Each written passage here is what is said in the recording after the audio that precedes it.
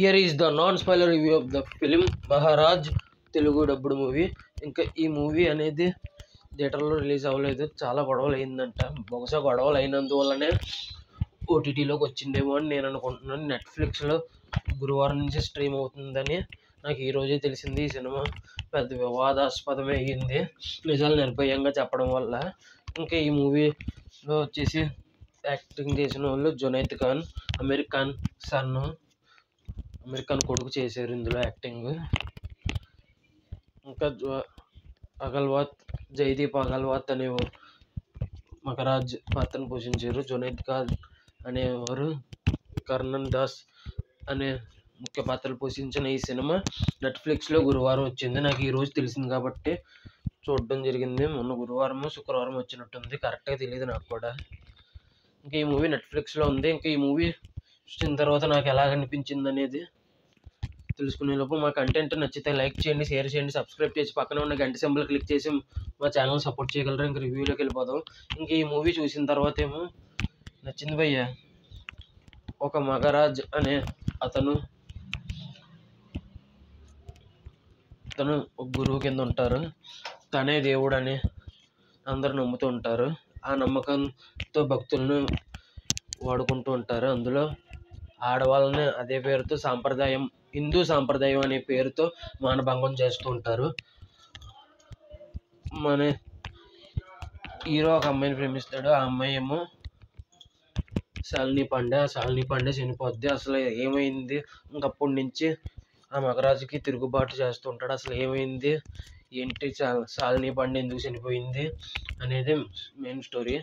ఇది మంచి message oriented movie భయ్య. అమ్మాయిలు ఎంత దారుణంగా ఒక తప్పుడు వ్యక్తి దగ్గర హిందూ సాంప్రదాయాన్ని దుర్వినియోగం చేస్తూ అమ్మాయిల జీవితాలని ఒక మగరాజ్ అనే గురువు ఎలా నాశనం చేస్తున్నాడు, వాళ్ళందరికీ స్వేచ్ఛ ఎలా కల్పించాడనే అద్భుతమైన మెసేజ్తో వచ్చింది. మగరాజ్ అంటే అప్పట్లో 1862లో పెద్ద గురువు అంట. అందుకే ఈ సినిమా థియేటర్లో రిలీజ్ అవ్వడానికి వివాదాస్పదం అయ్యి ఉంటుంది. నెట్ఫ్లిక్స్లోకి వచ్చింది. నాకు తెలిసినంత వరకు ఓటీటీలోకి వచ్చినప్పుడు కూడా వివాదాస్పదం అయ్యే ఉంటుంది. కానీ నిజాలు చెప్తే ఇలాగే వివాదాస్పదాలు అవుతాయి భయ్య. నేనైతే అదే చెప్తాను. ఈ సినిమా అస్సలు మిస్ అవ్వద్దు. 2 hours 11 minutes రన్ టైంతో ఉంది. అందులో పోస్ట్ క్రెడిట్ సీన్స్ తీయగా 2 hours 4 minutes ఉంటుంది. కాబట్టి తక్కువ లెంగ్తే కాబట్టి ఖచ్చితంగా చూడండి. ఆడపిల్లలు ఖచ్చితంగా చూడాల్సిన సినిమా ఇది, అస్సలు మిస్ అవ్వకూడదు.